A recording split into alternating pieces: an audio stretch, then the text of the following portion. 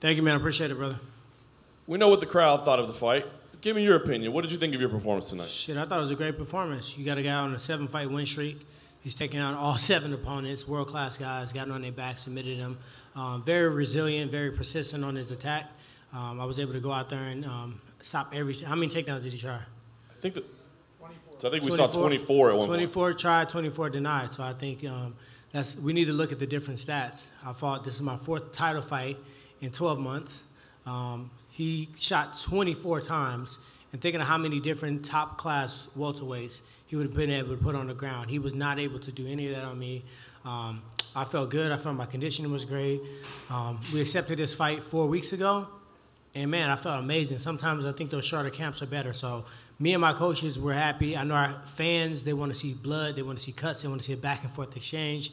You also have to recognize that I'm fighting specialists. You know, Stephen Thompson, I'm not going to sit out there and try to out-spin kick him. I'm not going to try to take down Demian Maia and prove that, hey, it's time for me to get a black belt. The brown belt's going to take you down and go for the submission. So I felt like it was a very tactical fight. I felt like I did everything, stuck to the game plan, and I walk around with my head up, man, and the belt still around my waist.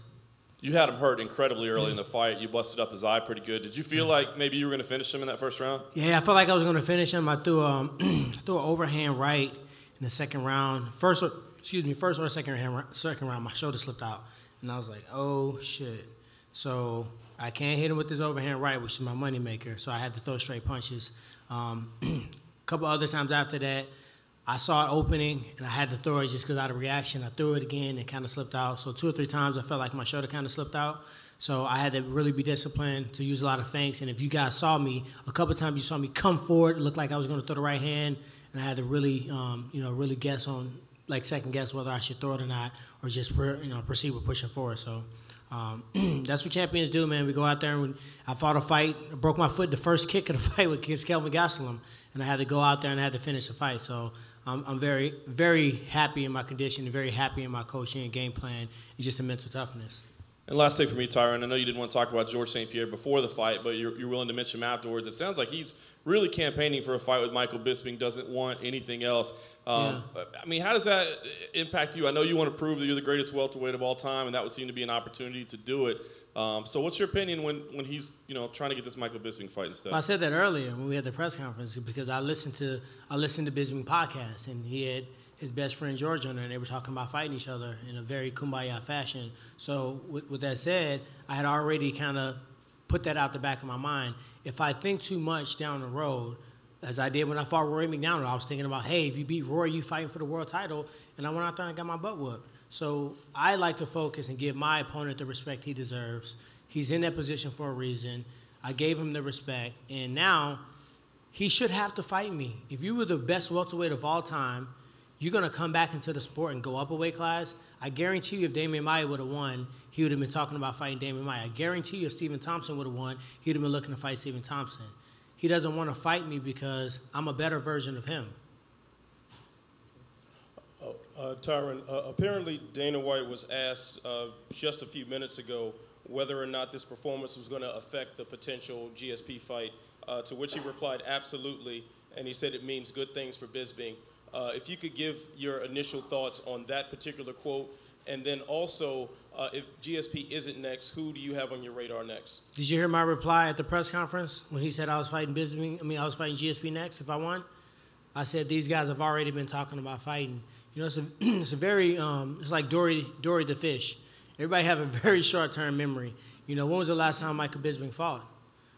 You know what I mean? Think about it. Like really, I fought 4 world title fights against the number 1 contenders. Has he ever fought a number 1 contender? I fought the number 1 contender twice. I fought the number 1 contender after that. And I fought the world champion who was Robbie Lawler time before that. I'm the only one that's going by the old set of rules. So if it's not Georges St-Pierre, let him run. But guess what? Whoever you put in front of me, I'm going to run through them. I'm going to beat them. And if he does not fight me by default, I will be the best welterweight of all times. And by the use of your feints and some of the head movement, it looked like your time at Wild Card definitely improved some of your striking. Is that something that you plan on keeping as a part of your regular camp? Yeah, you know, I've been doing it for 8 years. A lot of people I just don't talk about, you know, everything that I do. You know, I got a large family. I have a home in St. Louis, so I can't get to LA as much as I can.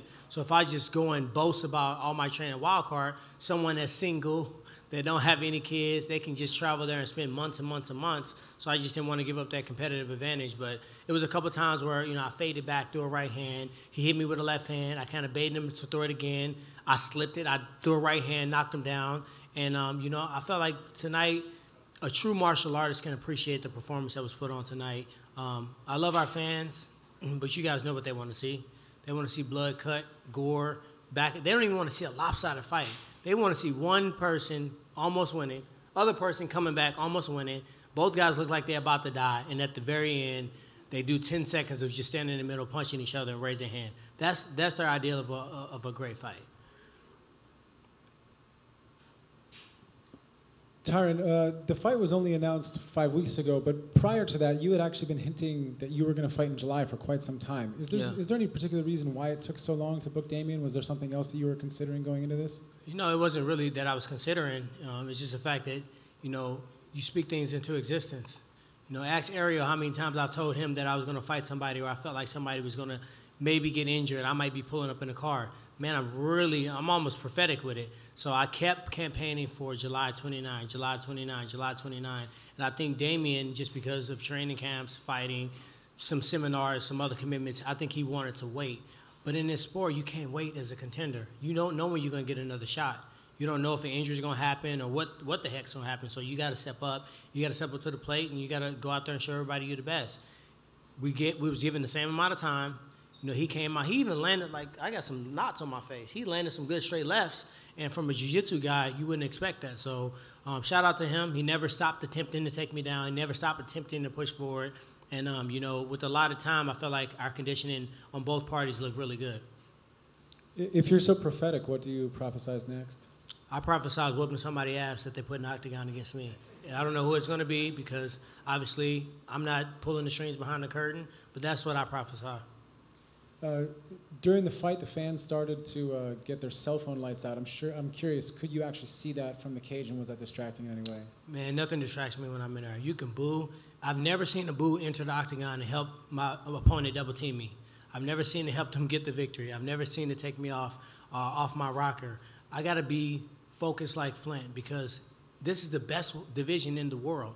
These guys, like I don't know, how many fight win streak was Stephen Thompson on when I fought him in New York? 6, 7? 7, okay? You think he beat 7 bums? Or did he beat out the current interim champion, Robert Whitaker? Did he beat Patrick Cote? Did he beat Johnny Hendricks? Did he beat Roy McDonald? What's the difference?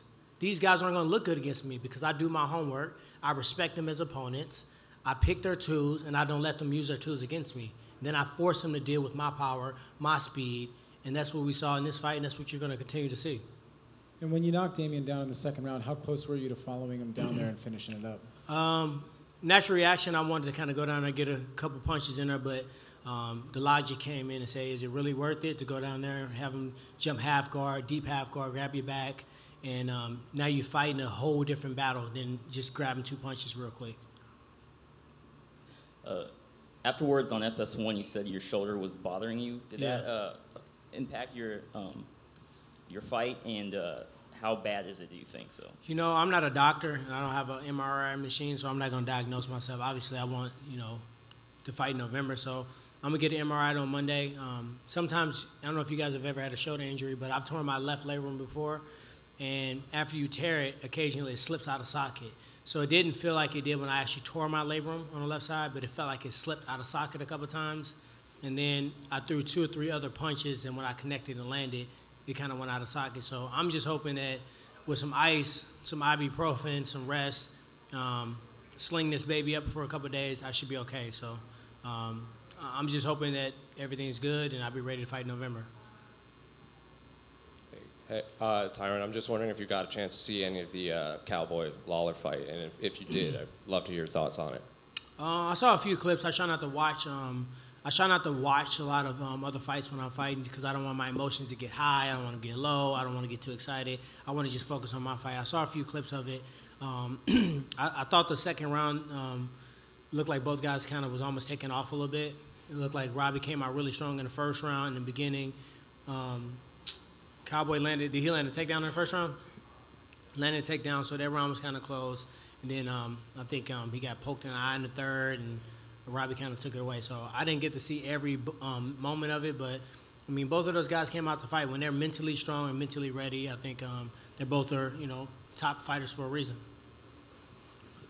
Tyron, if it's not GSP, who do you think makes sense? Is there anyone that it's not very clear as to who would be the number one contender?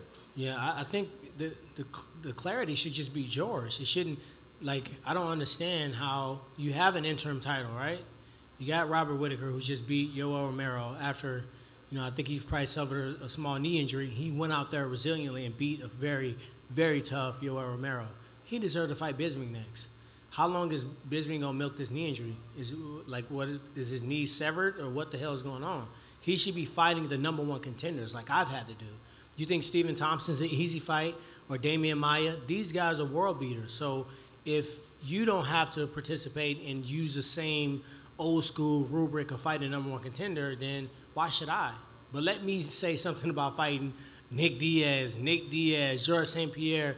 The internet is gonna flip. Oh, you need to fight more, more guys first before you get a super fight. So, as I said earlier, whoever they put in front of me, I'm just gonna beat them. Then the next person, I'm gonna beat them. And before it's said and done, just look at my belt. I got so many notches on my belt already that nobody gives me credit for. The Carlos Condit, the Robbie Lawlers, the Paul Daly's, the Tarek Safadines, the Dong Young Kims, the Kelvin Gassalims, Robbie Lawler, Stephen Thompson, Demian Maia. All these guys get the credit, and the champion don't ever get the credit.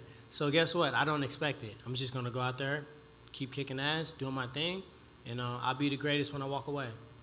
And just curious, when they have a plan for the next fight, they'll usually say it in the octagon after a win. They'll say, oh, you're next for this guy, etc. You mentioned GSP, but Joe never mentioned GSP and mentioned how this was the least amount of strikes thrown in a title fight. Did you take that as an odd sign, that this is kind of slipping away from you?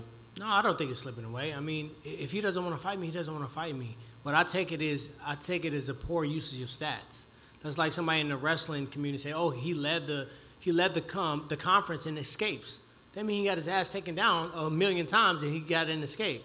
How about you say you have the fastest KO in welterweight championship history? You have the highest takedown defense in welterweight history. You just fought a guy, two guys back-to-back that were on 7-fight win streaks, and you beat them convincingly. Let's pull out those stats. How many times have I been hurt? How many times have I been in danger? Those are stats that people don't recognize and they don't use. So with that said, I felt like it was a poor usage of stats. I don't think he meant anything by it. But I really never thought George was going to be like, oh, I win the fight, George is going to walk in the octagon and they announced that we're going to fight. I never had that, that emotion that was going to happen. And finally, more to that point, not to put you on the spot, but on Twitter, BT Sport just said that Dana told them that George is going to fight Bisping next. So what is your reaction to that? I have no reaction to that, my man. I said it earlier in the press conference earlier this week. When that comment was made, and I said exactly what I saw. I listened to the podcast. I can read between the lines. I'm a very smart guy, and I have no reaction to it. The next person that steps in front of me, I'm going to beat him. That's it.